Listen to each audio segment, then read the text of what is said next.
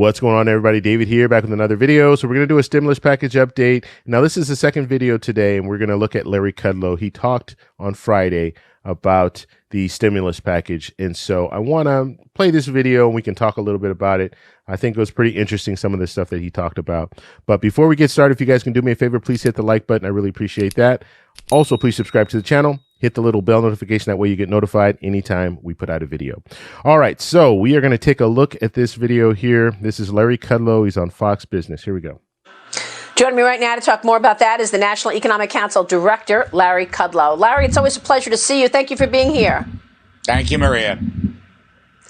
Let me ask you first about stimulus, because what President Trump just mentioned is one of the issues at hand and at debate, whether or not we're going to see more money go to some of these cities that are struggling and local economies. House Speaker Pelosi said that the two sides are, quote, close to a deal yesterday, but lots of hangups over the state and local funding up in the air, as well as the liability protection. What do you think? Do you think we're going to get a deal before Election Day?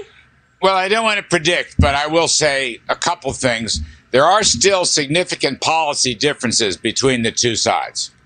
So, all right. So he's talking about the significant policy differences, which is very, very unfortunate. So we'll have to see. Like I said, my hope was that we would get something done before the election. But if we can't get anything done before the election, and we have these significant differences between both sides, I really can't see them coming together after the election. So, I mean, every time I hear that, that's significant, and Larry Kudlow's not the only one that said that. Stephen Mnuchin said it as well yesterday. It really, it brings it home to us like, hey, okay, the reality is it doesn't look like we're going to see anything anytime soon. And we just have politicians that do not want, and my whole thing is spend. We're in a crisis. It's the time to spend. You can worry about paying it back later, but you need to spend the money. And I compare it to a situation where your car breaks down and you don't have any money in the bank, but you do have a credit card, and you say, you know what?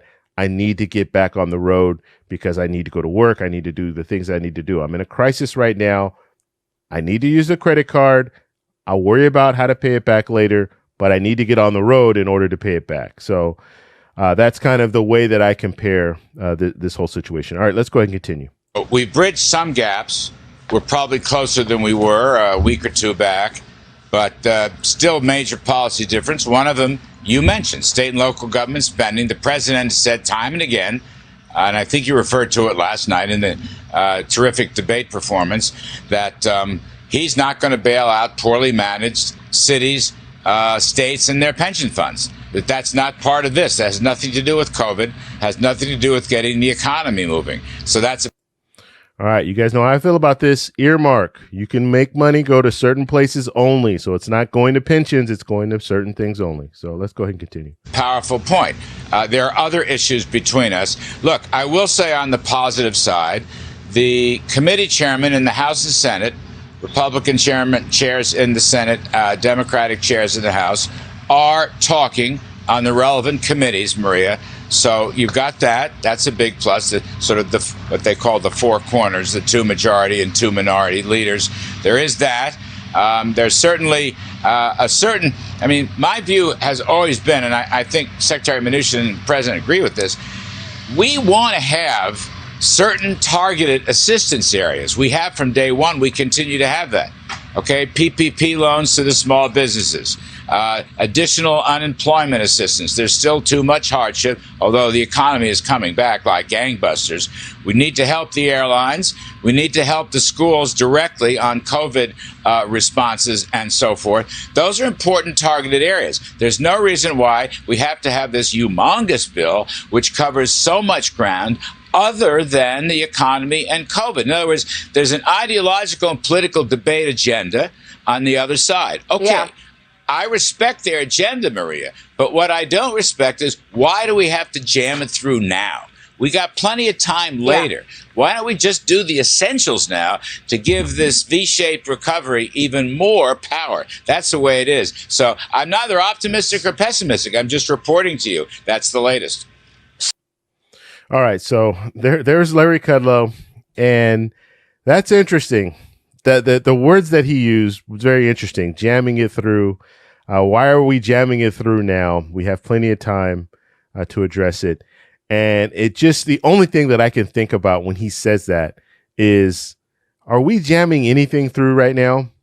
Yeah, I can think of one thing that we're jamming through the Senate right now. A Supreme Court nomination. That's what we're jamming through. That's the only thing I can think that we're jamming through right now.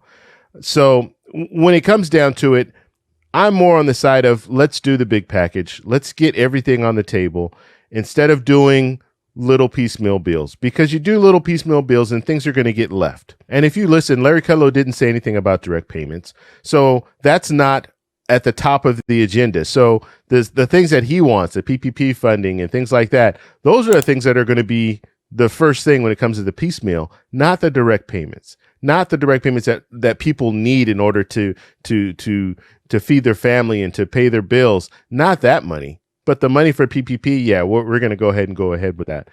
So you just have to just listen to the strategy, and then you'll know, okay, well, yeah, they want to do piecemeal here, and then we'll just forget about some of the other stuff because it's going to get pushed off. That's the whole way. That's a whole reason why they want to do piecemeal now. Because if that were the case, if they were really being honest about the whole situation, there's no need for a piecemeal. We have a big bill here. Why do we need to do little bills when we can do one big bill? It seems like it would take less time to do a big bill than it would to do all these little small bills. And people need the money now. That's the thing. That's what I don't understand. Like they're making it sound like, oh, well, people can wait. No, people need the money now. Businesses need the money and people need the money. So we'll have to see where it goes. And like I said, I want to remain optimistic about getting something done before the election, but it's just, I mean, the window is in my opinion, the window has closed on that. So we're now going to be looking at how do we handle this during a lame duck Congress, and we could even have a lame duck presidency if the president doesn't win. How are we going to deal with this situation then? And one of the things right now that we're seeing spikes all over the U.S. right now when it comes to COVID-19. So will that push the needle? Let's hope. I mean, when we're looking at this whole situation, we're not that much better off now than we were back in March. I mean, we're looking at some of the same issues that we were dealing with in March right now.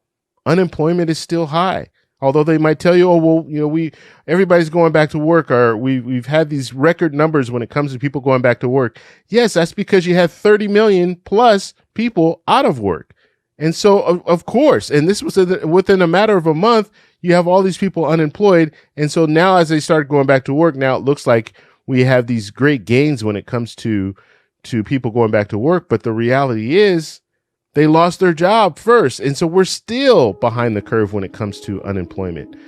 So I don't know. I want to know what you guys think about this. So in the comment section, let me know what you think about it. Let me know what you think about Larry Kudlow's interview. If you guys like this video, please give me a thumbs up. Please subscribe for more, and I'll talk to you in the next one. Bye.